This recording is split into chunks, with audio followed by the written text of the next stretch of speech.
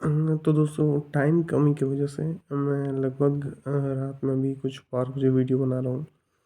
इस वीडियो में जो बेसिकली बताने वाला हूँ वो ये है कि कैसे आप लगभग पीयू के एग्ज़ाम में 60 to 65 मार्क्स लेके आ सकते हो।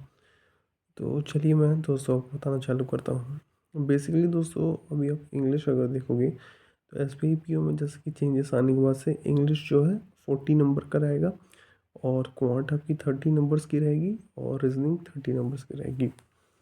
तो यहाँ से स्टार्ट करते हैं। बेसिकली इंग्लिश कैसे आप प्रिपेयर करोगे कि एटलीस्ट आप 28 to 30 से 32 तक आराम से पहुँच सकते हो। जो करना होगा ये दोस्तों अब ध्यान से सुनिएगा, क्योंकि हार्डली अगर देखा जाए तो 1.5 महीने की आप एक कैलकुलेशन लेके चलो। इस 1.5 महीने की कैलकुलेशन में जो आपको अब करना है, क्योंकि टाइम बेहद ही बहुत ज़्यादा ही इम्पोर्टेंट होने वाला है, तो जो आपको करना होगा इंग्लिश में आरसी दोस्तों आप अच्छे से प्रिपेयर करिए। और बिलीव मी, अगर आप इस हिसाब से करोगे तो मैं गारंटी के संग कह सकता हूँ कि लगभग 28 से 30 दिन के बाद लगभग आपके नंबर्स जो है बहुत ज़्यादा ही अपराइज करेंगे, आप जहाँ कहीं भी हो। सबसे पहले धीरे धीरे एक हैबिट लगाइए दोस्तों। अगर आप पूरे पूरे वर्किंग एस्पिरेंट नहीं हो, घर में रहते हो, पढ़ाई कर रहे हो और या आपकी ग्रेजुएशन अभी हुई या 1-2 साल हुआ है आपका, तो ये टाइम को परफेक्ट लगा दो सिर्फ आरसीज पढ़ने में। आरसी लगाइए पहले। आरसी लगाने के बाद से सिनोनिम और एंटोनिम आपको याद नहीं करना है, क्योंकि कितने ही ज़्यादा आप याद कर लोगे। सिर्फ पढ़ते जाइए, समझते जाइए, पढ़ते जाइए और समझते जाइए। आरसी जैसे ही आपकी कंप्लीट होने लगेगी, धीरे धीरे आपको वर्ड का मीनिंग समझ में आने लगेगा। आप देखिए, कोई भी एक चैनल आप फॉलो कर सकते हो कहीं से भी, जो बेसिकली थोड़ी बहुत इंग्लिश में आप आती है चैनल्स में न्यूज़, आप उसे फॉलो करिए, थोड़ा सा ज़्यादा नहीं। हर दिन 10 मिनट अगर आप देते हो तो बिलीव मी ये बहुत ज़्यादा ही हेल्पफुल रहेगा आपके लिए। जैसे ही उसको कंप्लीट करते हो, अब आते हैं आप क्या कर सकते हो। आप देखिए क्वेश्चन आंसर्स रहते हैं उसमें। जो छोड़ना होगा आपको दोस्तों, सूटेबल टॉपिक जो रहता है या सूटेबल आप बोल सकते हो कि उसके बारे में कि इसका क्या टाइटल हो सकता है अप्रोप्रिएटली, उसे छोड़िएगा दोस्तों। क्योंकि ये आपको पता नहीं रहेगा कि जो आपके एग्जामिनर हैं वो क्या देखते हैं और आप क्या देख रहे हो उस बेसिकली पैसेज का टॉपिक, तो उसे आप हटाइएगा। इसके साथ ही साथ जिस चीज़ में भी, ये इंग्लिश हो, क्वांट हो या रीजनिंग हो, आपको समझ में नहीं आ रहा है, प्लीज़ 50-50 के चांसेस मत लीजिएगा लाइफलाइन जैसे कि ये ले लिया जाए या वो ले लिया जाए, क्योंकि इसमें सिर्फ और सिर्फ आपकी नेगेटिव मार्किंग होगी और ये आपके लिए काम नहीं करने वाला है। ये जैसे ही हो जाएगा, आप याद रखिएगा कि कैसे भी आपको वही आंसर सिर्फ सेलेक्ट करने हैं जिसमें आपकी 100% श्योरिटी हो रही है। जिसमें श्योरिटी नहीं है, बिलीव मी, वो नहीं हो पाएगा। ये हुआ। इसके बाद से आपको जो देखना है वो ये है, फिलर्स या filling the blanks. Filling the blanks दोस्तों आप कैसे, मैं इसे कैसे देखता हूँ मैं आपको बताता हूँ। कोई भी एक बच्चों की बुक्स लीजिए, नॉवेल्स लीजिए या न्यूज़पेपर ले लीजिए, वहाँ पढ़ते जाइए दोस्तों। जैसे जैसे आप पढ़ते जाओगे आपको ये समझ में आएगा कि कैसे आप फिल करोगे वर्ड्स को, तो वो समझ में आएंगे जो परफेक्ट रहेंगे। अगर मान लीजिए वर्ड्स ऐसे रहें जो कि बिल्कुल ही आपके लिए नए हों, तो वहाँ से आप कैसे क्या सीख सकते हो। एक कॉपी बनाइए, वैसे वर्ड्स को देखिए, वहाँ पे लिखिए। याद नहीं करना है आपको, क्योंकि याद फिर वही बात है, याद करोगे तो कितने वर्ड्स को आप याद कर सकते हो। बस पढ़िए समझिए, पढ़िए समझिए, ये आपकी वोकैब्स को बहुत अच्छी बनाएगी। इसके संग संग जो भी आपको नहीं आ रहे हैं वहाँ पे उस वर्ड का सिनोनिम और एंटोनिम ये दोनों ज़रूर लिखिए दोस्तों। ये और भी ज़्यादा एडवांटेजेस आपको देगा। जैसे ही वो होगा, इसके बाद से ग्रामर में आइए। ग्रामर दोस्तों क्या है ना, ये एक ऐसा चीज़ है कि कुछ हद तक देखा जाए, अगर कुछ 10-12 चैप्टर्स हैं होते हैं ग्रामर में, उससे अगर आप क्लियर कर लेते हो तो वो क्या रहेगा, उसी चीज़ में रहेगा। जैसे कहाँ कहाँ पे हैज़ लगेगा, हैव लगेगा, plural noun, plural verb, singular noun, singular verb, ये सब आपको बताया जाएगा। हैज़, हैव, ये सब कहाँ लगा सकते हो, कब एस होगा, कब एस नहीं होगा, जिरांड को कैसे आप यूज़ कर सकते हो, past tense, perfect tense, present tense, future, ये सभी यूज़ करने में आपको समझ में आएगा। प्रीपोजिशंस रहेंगी, सूटेबल प्रीपोजिशंस क्या रहती हैं, कहाँ से क्या होता है, अमोंग कब आता है, अमोंग्स कब आता है, बिटवीन कब होता है, देयर कब होता है, ये सब सारी चीज़ें आपको थोड़ी बहुत एक रफ कैलकुलेशन ले लीजिए। ये लगभग बैंक के जो मेजरली 6 बड़े एग्ज़ाम होते हैं, S B I P O clerk, I B P S, R R B P O clerk, I B P S P O clerk, ये 6 एग्ज़ाम्स में आपको एडवांटेज मिलेगा। R R B P O और clerk में जो आप बोलोगे तो प्रीलिम्स में तो आपको नहीं मिलेगा, लेकिन मेंस में आपको मदद होगा, ये पक्का है। इसके साथ ही साथ और जो चीज़ होने वाली है वो ये है कि आप कैसे प्रिपेयर कर रहे हो। इंग्लिश जैसे ही यहाँ पे आ जाएगा तो इसके बाद ये पढ़ते पढ़ते और भी जो रहेगा आपका जो असेंबल करने के वर्ड्स रहेंगे वो भी हो जाएंगे, या पैरा जम्बल्स रहेंगे वो भी आपको हो जाएंगे अच्छे तरीके से।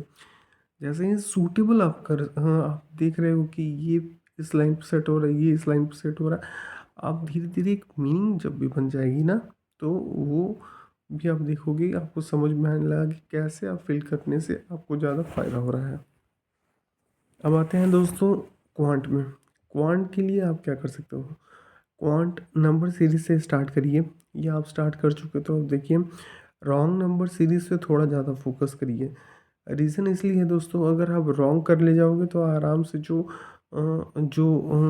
रहेंगे सही, या मतलब कि फिलिंग द ब्लैंक्स वाले टाइप के जो रहेंगे वो आप इसलिए कर लेके जाओगे, क्योंकि रॉन्ग नंबर में वहाँ पे थोड़ा सा ज़्यादा प्रॉब्लम होता है rather than the filling the blanks. आप ये देखिए जो बॉडमास का रूल रहता है, एडिशन, सब्सट्रैक्शन, मल्टीप्लिकेशन, डिवीजन, ये चारों तरीके से देखिए। अगेन स्क्वायर्स अच्छे से याद कर लीजिए, क्यूब्स याद कर लीजिए अच्छे से।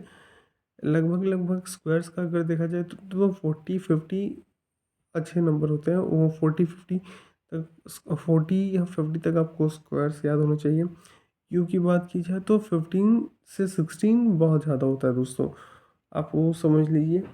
उसे करने के बाद से दोस्तों इनइक्वालिटीज़, इनइक्वालिटीज़ करके लेके जाइए, सिंबल कब कहाँ कैसे होते हैं, यहाँ से आप इजी से स्टार्ट करिए, फिर थोड़ा सा एवरेज में डिफ़िकल्ट लीजिए, फिर थोड़ा और डिफ़िकल्ट में आ जाइए।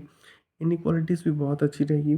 जैसे आप इसको कंप्लीट करते हो, इसके बाद से डी आई, डी आई कर लेके जाओगे आप दोस्तों, कम से कम 10 नंबर आपके वहाँ पक्के होंगे, 10 से 8 नंबर। 3-4 नंबर आप बोल सकते हो कि डिफ़िकल्ट होते हैं, लेकिन अगर 3 DI आ गई तो आप आराम से 10 से 12 करोगे, 2 DI आ गई तो 6 से आप 8 आराम से कर सकते हो। इसमें क्वांट में भी आपका अच्छा हो जाएगा। इसके बाद क्या करना है दोस्तों, आपको मिसलेनियस देखना पड़ेगा। मिसलेनियस में क्या होता है, कुल कम से कम वहाँ भी क्वांट में भी उसी हिसाब से 10 से 12 चैप्टर होते हैं, जिसमें से SI CI है बोल सकते हो, बहुत इंपॉर्टेंट रहता है।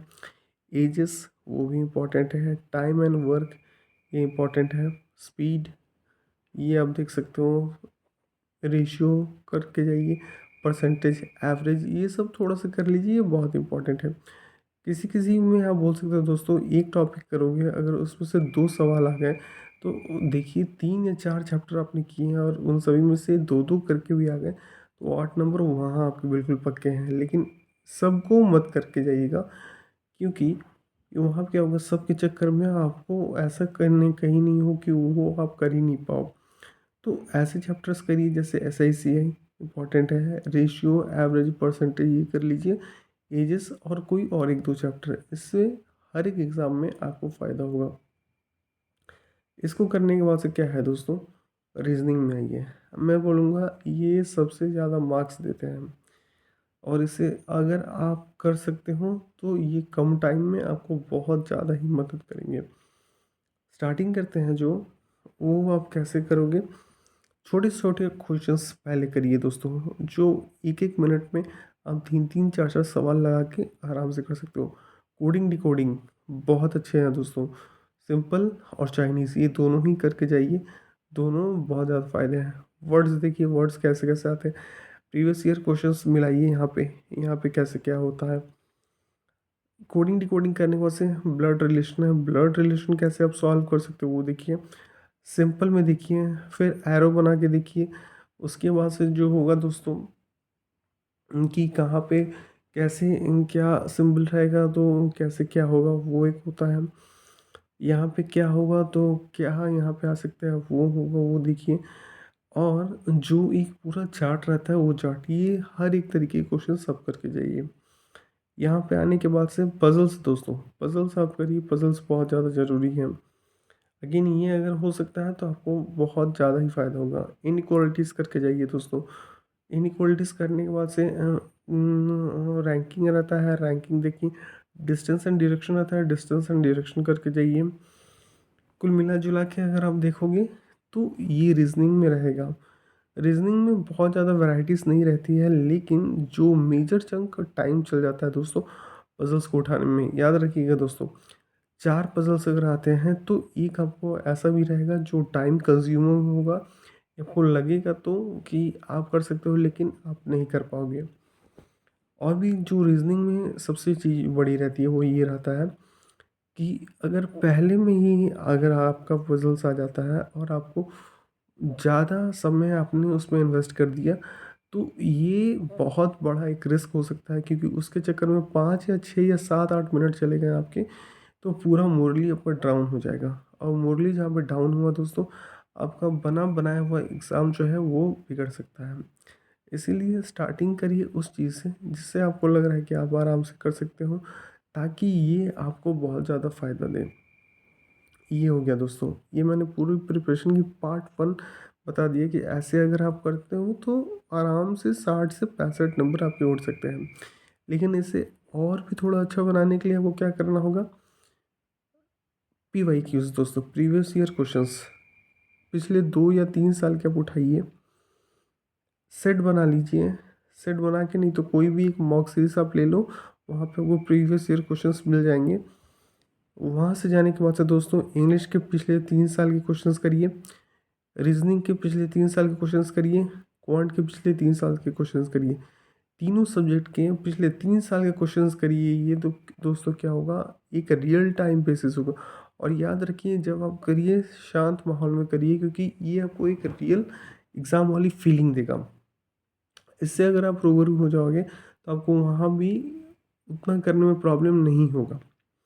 ये जैसे ही आप कर लेके जाते हो प्रीवियस ईयर क्वेश्चंस, इसके बाद से मैं बोलूँगा अब टाइमर के संग थोड़ा एग्ज़ाम दीजिए। टाइमर के संग आप एग्ज़ाम जब दोगे तो वो एक मेंटालिटी जो होती है आपकी फिट हो जाती है कि आप कैसे अपने दिमाग में वो टाइम धीरे धीरे धीरे धीरे जाता रहेगा तो आपको ये समझ में आएगा।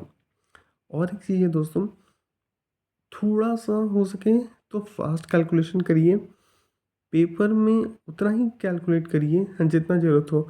बेफिजूल की या फालतू की चीज़ों को आप ना करेंगे पेपर में तो थोड़ा अच्छा रहेगा।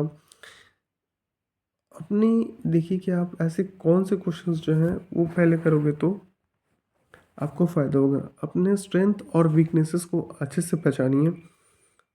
इसके बाद से क्या होगा दोस्तों, लास्ट जो होगा चीज़ वो ये देखिए कि आपके वीकनेस कहाँ पे क्या हो रही है।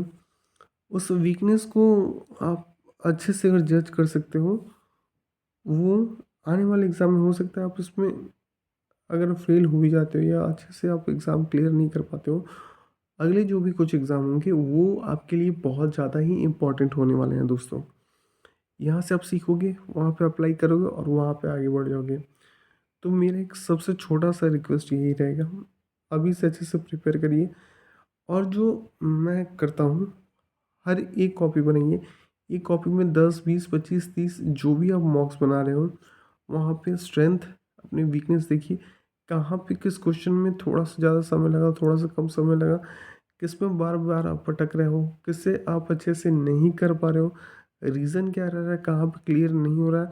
और कोई भी चीज़ जो है एग्ज़ाम में नई नहीं करनी है दोस्तों, जो आप डेली यूज़ टू हो आप उसे ही वहाँ पे करें।